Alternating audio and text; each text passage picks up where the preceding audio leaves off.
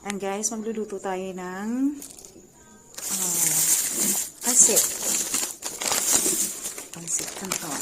Pansit canton. Okay.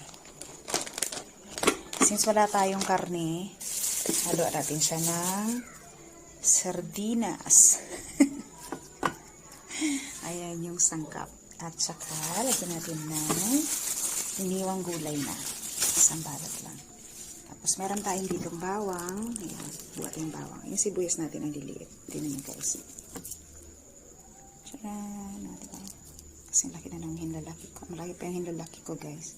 Sabi nila, pag mas maliit daw yung sibuyas, ibig sabihin, mas malasa at saka mas matindi yung amoy niya guys. Bango, tsaka sobrang nakakaiyak ng.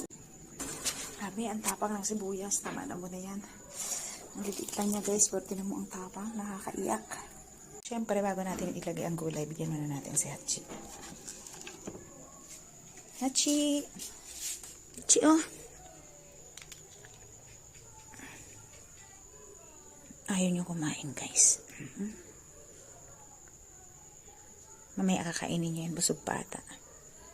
Naantok siya, puyat. Kasing puyat din ito. Yan guys, kinain na niya. Diba? Yan guys, mag-isa muna tayo ng bawang. Sibuyas. Sardinas.